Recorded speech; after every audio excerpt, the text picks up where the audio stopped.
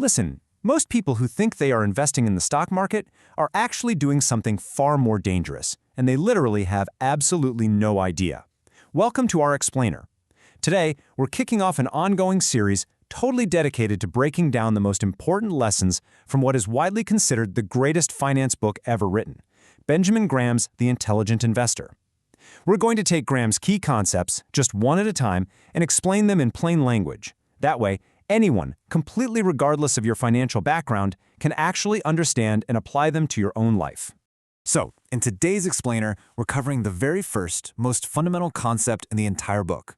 Why? Because Graham believed failing to understand this difference is the single biggest reason people lose money in financial markets. I want to ask you a direct question, and just be honest with yourself. When you buy a stock, a mutual fund, a cryptocurrency, or any financial asset, do you actually know whether you're investing or speculating? Most people genuinely can't answer that honestly, but by the end of this explainer, you absolutely will. Okay, here's our quick roadmap for today. We'll start with the Great Market Illusion, meet Benjamin Graham, define the intelligent investor, contrast investing versus speculating, and finish up with the mad money rule. Let's dive right in.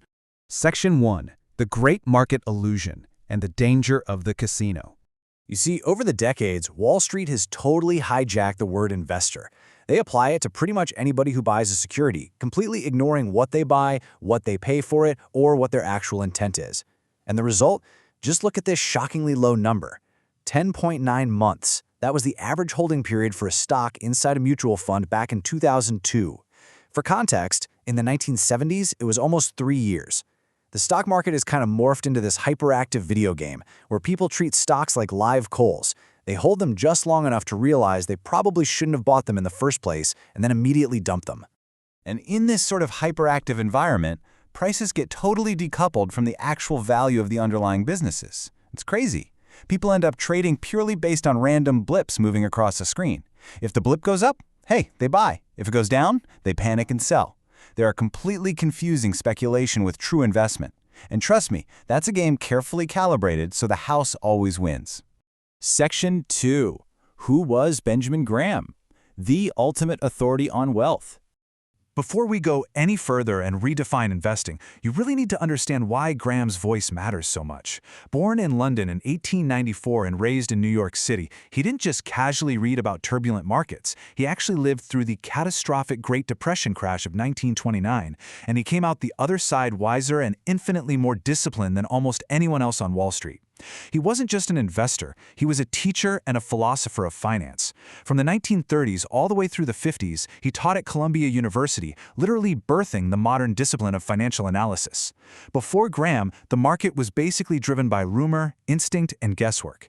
He made it a serious intellectual science governed by logic.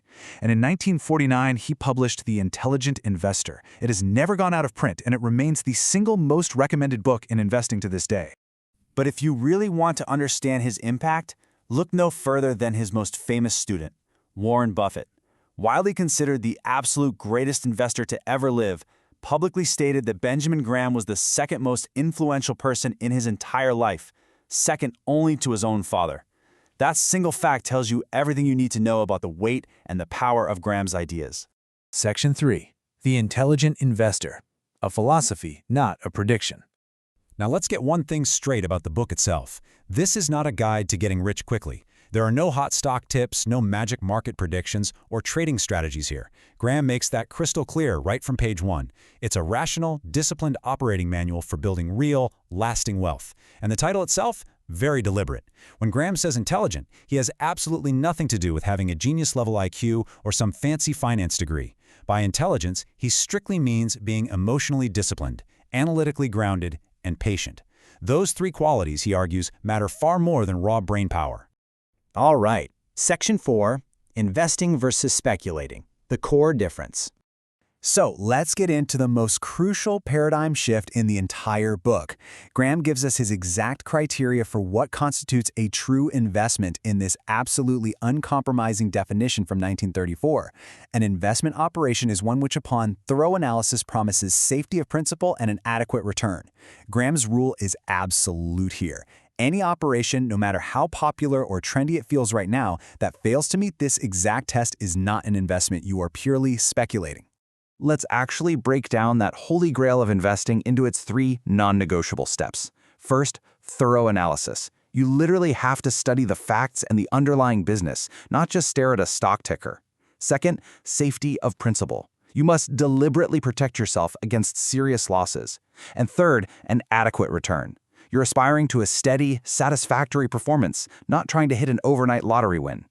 All 3 of these must be present before you ever hit the buy button. It really comes down to a complete divide in mindset. Think about it. The investor focuses entirely on the underlying business value. Their goal is steady safety, and their main action is to calculate. The speculator, on the other hand, they're obsessed with market price blips. Their goal is just a quick profit, and their action is, well, gambling. Basically, investors make money for themselves by calculating value, speculators make money for their brokers by gambling on price.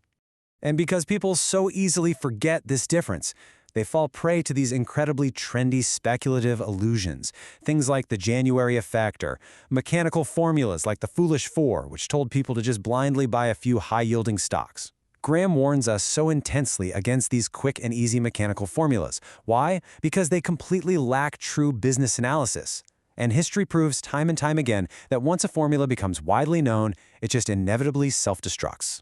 Which brings us to Section 5, the Mad Money Rule and containing the urge. Listen, Graham was a realist. He fully acknowledged that the gambling instinct is just a fundamental part of human nature. You can't just turn it off. But if you want to actually protect your wealth, we have to learn how to safely contain that urge. So let's define it clearly. Outright speculation is a high-risk financial gamble based purely on price movement rather than intrinsic value. Now, speculating isn't illegal, and it's certainly not immoral. Actually, it can be a lot of fun, but it becomes financially fatal the exact moment you trick yourself into taking it seriously and believing that it is investing. To protect you from that fatal mistake, Graham introduces this hard limit, 10%. 10% is the absolute, strict maximum portion of your overall wealth that you should ever, under any circumstances, put into a speculative mad money account. If you want to play the market, fine, but you have to limit your exposure to a tiny fraction that simply cannot destroy your financial life. And that 10% comes with very strict boundaries. First off, you've got to keep those speculative funds entirely in a separate account. Second, never, and I mean never, add more money to that account just because the market happens to be up and you're winning. And above all else, do not mingle your speculative and investing thoughts. Think of it exactly like a sensible gambler at a casino, right? You take your fund money down to the floor, but you absolutely leave your rent money locked securely in the hotel room safe. I want to end our explainer today with a really provocative thought. The future of security prices is never predictable. So since you literally cannot predict the behavior of the markets, how will you predict and control your own behavior? Building true wealth doesn't start with some hot stock tip. It starts with self-discipline and knowing the difference between an investment and a gamble. Thank you so much for joining me for this breakdown. Take some time to reflect on your own portfolio, and I really invite you back for the next explainer in our Intelligent Investor series, where we'll continue building your ultimate operating manual for wealth.